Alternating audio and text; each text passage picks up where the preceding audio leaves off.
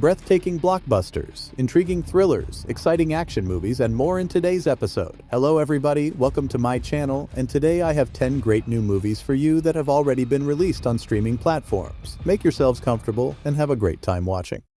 Avatar: The Way of the Water, the long-awaited sequel to James Cameron's Avatar, has finally been released on streaming platforms. Set years after the events of the first film, the movie follows Jake Sully, Neytiri, and their children as they venture into the underwater world of Pandora and face new challenges from both man and nature. The movie is a feast for the eyes, with stunning visuals that transport viewers into a vibrant and colorful alien environment. The 3D effects are particularly noteworthy, and the motion capture performances are realistic. The movie also has several emotional scenes that will tug at your heartstrings and exciting action sequences that will keep you on the edge of your seat. However, the movie has its flaws that prevent it from achieving greatness. The story is unoriginal and essentially a retread of the first movie with the same villains and conflicts. The dialogue is often corny and overused, and the characters are not particularly well developed or memorable. The running time of over 3 hours is also excessive, and the movie could have benefited from tighter editing. Overall, Avatar: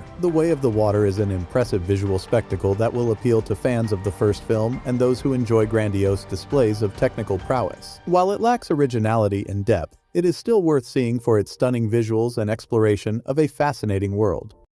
If you're a fan of video games, you won't want to miss Tetris, a biographical drama that chronicles the life of Alexei Pajitnov, the creator of the iconic puzzle game. Taron Egerton delivers a riveting performance as Pajitnov, revealing the genius behind the game that has captivated millions. The film delves into the challenges and triumphs faced in creating Tetris, including his legal battles with various companies over the rights to his invention. It explores themes of creativity, passion, greed, and betrayal, all set against the political and economic turmoil of the Soviet Union and the Cold War. While the movie is engaging, it does have some flaws. It rushes through some important events and characters in Pajitnov's life, resulting in an uneven pacing. In addition, the film lacks emotional depth and impact by not delving deeply into Pajitnov's personal struggles and relationships. Historical inaccuracies and oversimplifications also detract from the film's accuracy. Overall, Tetris is an entertaining biopic that highlights a remarkable chapter in gaming history. It will appeal to fans of the game and those interested in stories of innovation and inspiration.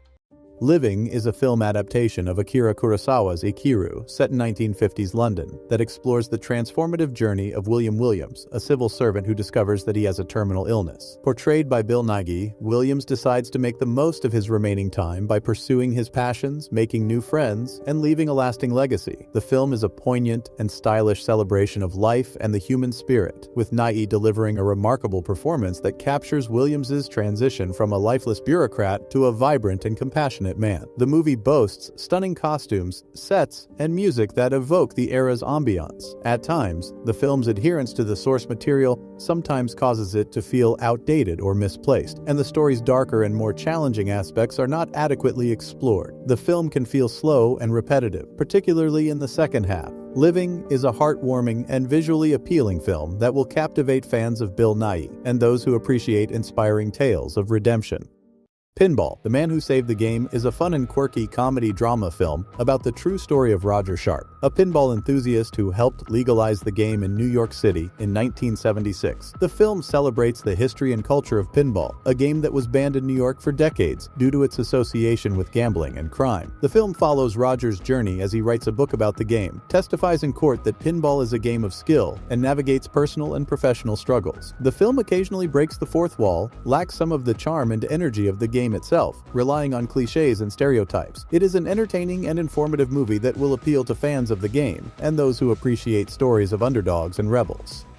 Missing is an edge-of-your-seat thriller that follows a young woman's desperate search for her mother, who mysteriously disappears while on vacation. And the more she delves into the search, the more strange and mysterious details she discovers. Utilizing a screen-based format, Missing takes audiences on a technological adventure as the daughter scours social media, tracks down clues, and ultimately confronts potential suspects in her mother's disappearance. Along the way, the film explores themes of online privacy, identity theft, and cybercrime. Sure, some elements of the story feel unrealistic and far-fetched, especially with the daughter seemingly hacking into various accounts and devices with ease. Additionally, the movie relies on certain cliches and stereotypes that are all too familiar in the thriller genre. Nevertheless, Missing is an entertaining thriller that will appeal to those who enjoy movies with a technological twist.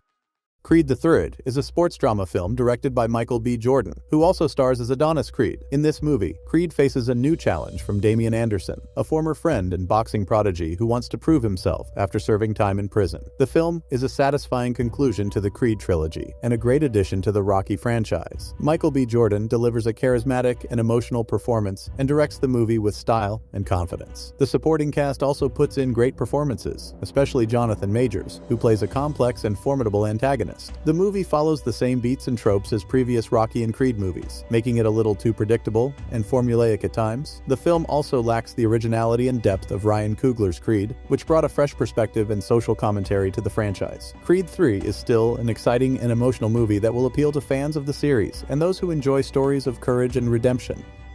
Killbox is an action-packed movie centered on the life of a legendary assassin and single mother. As she struggles to balance her personal and professional life, Bok-soon faces a new threat from a rival agency that puts her and her daughter in danger. The movie's exciting fight scenes are beautifully choreographed, adding an intense and emotional element to the story. Jean Do-yeon's performance is versatile and powerful, showing the character's strength, vulnerability, and love for her daughter. The supporting cast, however, is not particularly memorable, give or take a typical set of actors for a modern action movie. Despite some flaws, such as being too long and following a predictable formula, Killbox is a solid and entertaining movie. The film promises to please fans of such action movies as Oldboy or The Villainous. Don't miss it.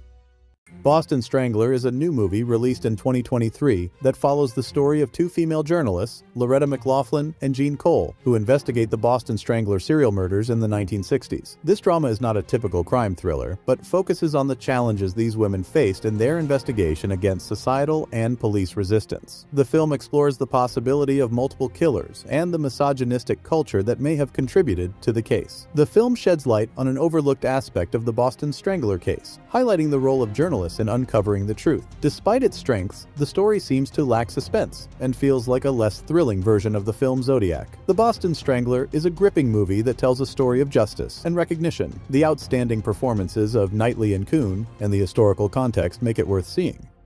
Shazam! Fury of the Gods is a sequel to the 2019 movie Shazam, which follows the adventures of Billy Batson, a teenage boy who gains the power to transform into a superhero. This time, he faces a new challenge from two powerful and vengeful goddesses, Hespera and Calypso, who threaten the world with their wrath. One of the film's strengths is its humor, which brings a light and playful touch to the superhero genre. The action sequences are also a highlight, with exciting and well-executed sequences showcasing the powers of Shazam and his foster siblings. In addition, the movie explores important themes of family, friendship, and responsibility that add depth and heart to the story. However, the film feels like a retread of the first film, with a similar plot and character arcs. Overall, Shazam is an enjoyable and entertaining movie that lives up to the expectations of fans of the first film. The performances of Zachary Levi and Asher Angel are highlights, and the film's humor and action make for an exciting ride.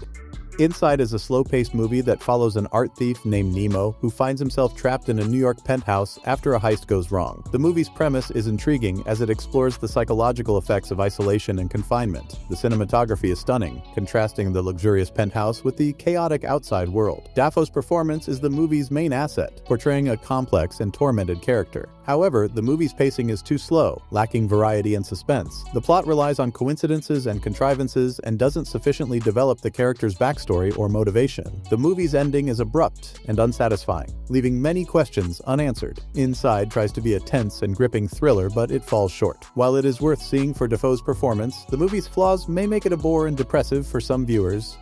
And that's it for today. Thanks for watching. Feel free to share this video with your friends. Subscribe to the channel and click the buttons below the player. And see you in the next issue. Bye.